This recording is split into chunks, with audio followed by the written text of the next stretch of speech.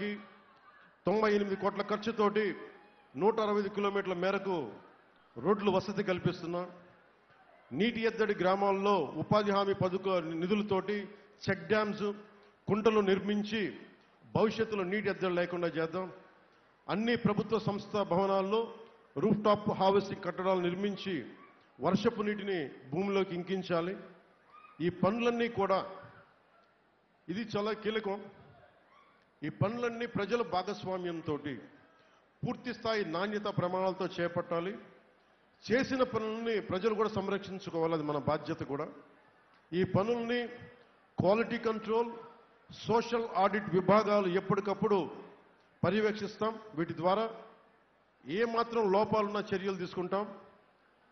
మొన్న కాకినాడలో జరిగిన సంఘటనలాగా తప్పులు జరిగితే బాధ్యతలను ఎవరిని వదిలిపెట్టం, తగిన క్రమశిక్షణ చర్యలు తీసుకుంటాం. 24 అక్టోబర్ 14 నుండి 20 తారీఖు వరకు ప్రారంభించే ఈ పనులన్నీ సంక్రాంతి నాటికి పూర్తి చేసి మరొక్కసారి జనవరి 25కి పెద్ద ఎత్తున పనులు ప్రారంభించి ఇంకోసారి పల్లి పండుగని ఘనంగా చేసుకుందామని మీ అందరికీ తెలియజేసుకుంటాం. అలాగే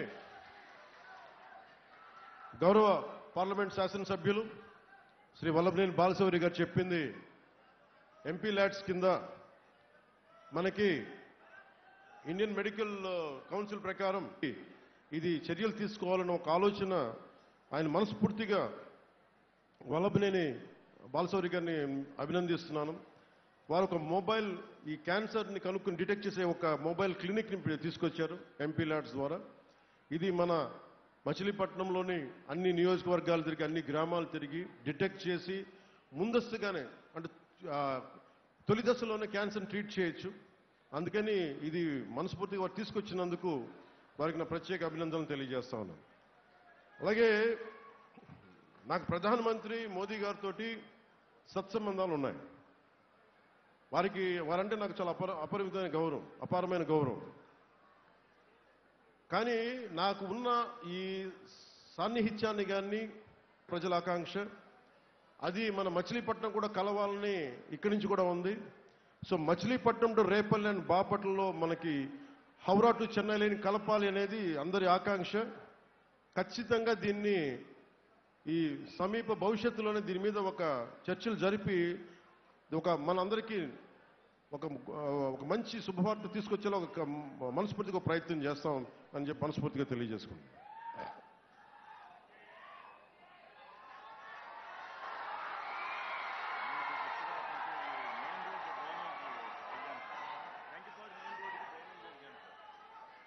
చెప్పండి.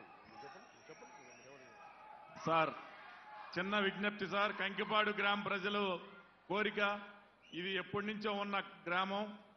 ఈ రోడ్డు అంతా కూడా చిన్నపాటి వర్షానికి ఒక కాలువలాగా తయారవుతా ఉంది. డ్రైనేజ్ సిస్టమ్ లేదని చెప్పి ఉప ముఖ్యమంత్రి వర్యులకి చెప్తా ఉన్నాను. డ్రైనేజ్ ఒకటి రోడ్డుకి ప్రధాన రహదారికి ఇరువైపులా, ఈ ఊరు 1.5 కిలోమీటర్ల పరిధి ఉంటుంది, రోడ్డుకి ఇరువైపులా డ్రైనేజ్ శాంక్షన్ చేయమని చెప్పి మీ అందరి తరఫున నేను ఆయన్ని ప్రాధాయపడతా ఉన్నాను.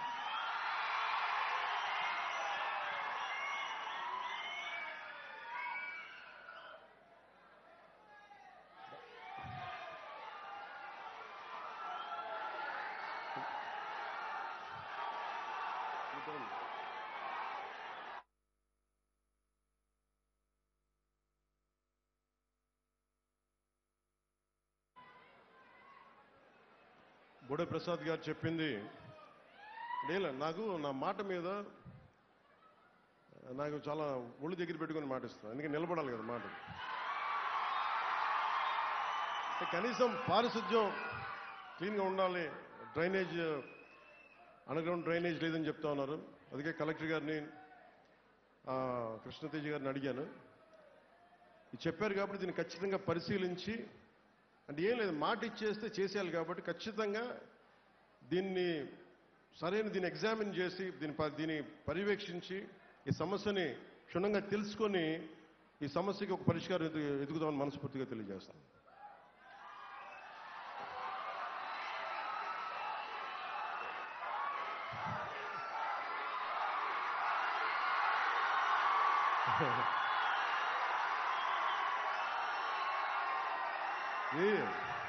కరెక్ట్, మేము అర్థం చేసుకుంటాం.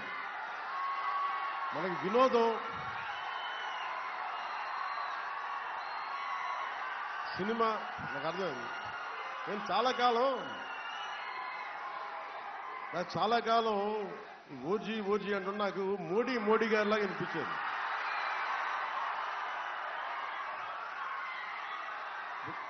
మనం ఎందుకు ఈ పల్లె పండుగ చేస్తున్నామని చెప్తాను. రేపొద్దున మీరు సినిమాలకు వెళ్ళాలి. నా సినిమాని కాదు, మన మీ అభిమాన నటులు అందరి సినిమాలకు వెళ్ళాలి. మరి మీరు డబ్బులు పెట్టాలి. డబ్బులు పెట్టాలంటే రాష్ట్రంలో డబ్బులు ఉండాలి. ప్రతి ఒక్కరికి కడుపు నిండాలి. అందుకని ముందు కడుపు నిండే పని చేద్దాం. ముందు మన రోడ్లను బాగు చేసుకుందాం, స్కూల్స్ని బాగు చేసుకుందాం. ఆ తర్వాత వినోదాలు అందామా, విందులు అందామా, ఓజీ అందామా, అది ఆ తర్వాత. ముందు బాధ్యత. మీరు సినిమాకి వెళ్ళినా రోడ్లు బాగుండాలి కదా, కింద పడ గోతులు లేకుండా ఉండాలి. అలాగే మీ సినిమాకి వెళ్ళి డబ్బులు కొనుక్కోవాలంటే చేతిలో డబ్బులు ఉండాలి, పని కావాలి దాన్ని. అందుకని ఇవన్నీ దృష్టిలో పెట్టుకొని మీకు ఆనందం ఉండాలి. నీకు ఖచ్చితంగా మీకు వినోదం ఉండాలి. నన్ను ఎలా అభిమానిస్తారు ఒక నాయకుడిగా కాకుండా, ఒక హీరోగా కూడా, అలాగే నాకు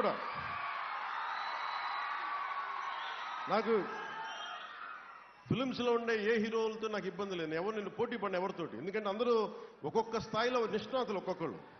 సో అందరూ బాగుండాలని కోరుకునేవాడు. బాలకృష్ణ గారు కావచ్చు, చిరంజీవి గారు కావచ్చు,